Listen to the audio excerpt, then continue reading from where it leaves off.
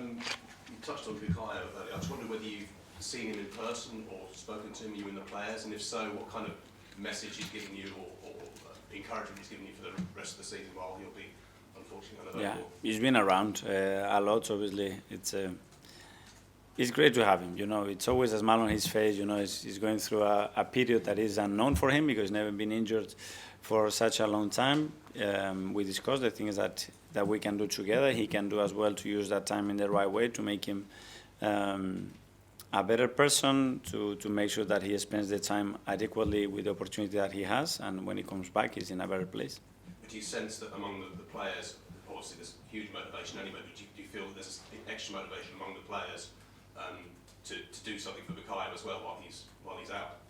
Well, we had unfortunately a lot of players injured, so we do it for all of them, but we do it for our people and because it's our job and our passion to try to do our best to win football matches. That's it. On the broader topic, I think you and Liverpool in the course of about 35, 36 days will play 11 times. To what extent do you feel that Bukayo is a casualty of the schedule that's now being imposed on the very top players? The answer is that we don't know. You know, we don't know if he would have one or two less games, he would have get injured, or if maybe not, because he's done it in the past. So nobody can answer that question. We can have our theories, our feeling, and look at every possible data, but the answer is that we don't know. And then at this stage last year, the run you went on, in your last 18 league games, you won 16, drew 1, and lost 1. But that was after a nice summer break, a nice winter break in the sunshine, and without so many injuries. How much of a blow is it not to be able to have that break like you did last year, but how confident are you in your players that you could produce a run like that despite the challenges you have?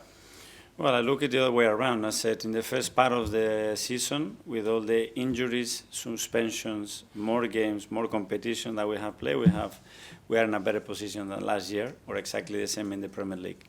How is that possible? So everything is ahead, is in our control. There are things that we can do still better with injuries, without injuries, with the schedule, and we focus on that. But if you went out of the FA Cup, would that give you a chance to go? We want to be in the FA Cup. Ryan, from there? Mikel, just to go back to the FA Cup you won, do you feel you get enough credit for that? Because I've seen a lot recently from pundits saying that you need to win a trophy, but you have won a trophy. I don't expect to get credit, you know. I expect to get judged on what we do on the day. That's it. What you've done in the past, in the future, is not relevant. It doesn't interest me at all. Do you think it's because of COVID that maybe that FA Cup triumph doesn't get talked up enough? Or? I don't know. and just on corners, last time you played United at home, you had 13 corners, and it was a bit of an onslaught really in the second half. Bombarded Onana. Do you expect United to be better prepared this time? And if so, do you still feel you can have success from corners to the extent you did on that night? Well, I don't know the way they have prepared, what they have focused on, so it's very difficult to answer that in the way that we believe that we can hurt them. Certainly we'll focus, especially tomorrow, on those areas. Okay, last couple now. Ed from The Guardian. Hi, Mikel. Hi. You just said you're in a better position than you were this time last year. The other day against Newcastle, sensed a bit of frustration among some of the fans that you left early. How important is it that they remain patient with the team and you know, because everything is still all to play for this season? My opinion is crucial because the success that we had is very, very related to the atmosphere and the energy that we have created amongst our supporters. So that's it. And do you feel that this game against Man United is a chance for you to rotate your squad a little bit, or are you going to be going full strength as you did against Newcastle this week? I think we have rotated a lot for different reasons, and we're going to have to continue to rotate because the amount of games that we have and the level of the players that we have. So I don't see in the competitions, it's about momentum, it's about feeling, it's about what we need in the occasion as well to give ourselves the best chance to win it. So my selection is going to be in that, not in the competition.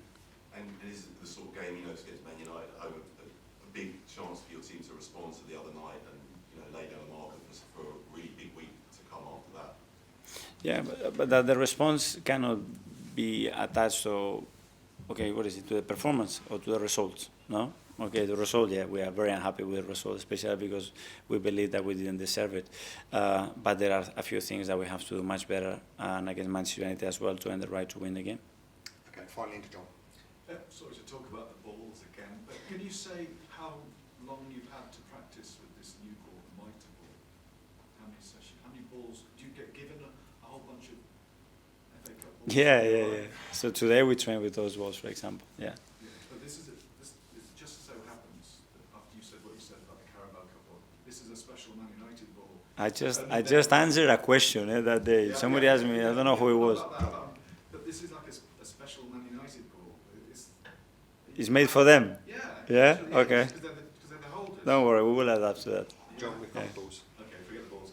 A month ago, you did really well against Man United, set pieces, and everyone was going, wow, Arsenal, best in the world at set pieces and scoring goals and corners. And now a month on, everyone's going, oh, that's all they do. I mean, you can't win, can you? Yeah, we have won a lot. Yeah, I mean, sorry, you can't win with what you said, yeah. do you feel that people are getting it? And me personally, Arsenal, you just... but when you are there competing in every front is normal, because a lot of people wants to support another club, but this is, and if I look at what they say about Chelsea or Tottenham or Liverpool, and this is the same, so there's no difference. What they want me to talk, that we concede 0.3 goals in 10 games in a row? Nobody's going to talk about that, no? And we score now 5 goals. No, because last week we talked about no scoring, and now they score 4. I'm not going to ask any questions about that. It's normal, guys. For me, it's totally normal. Okay, guys? Okay, thanks very much. Thank you.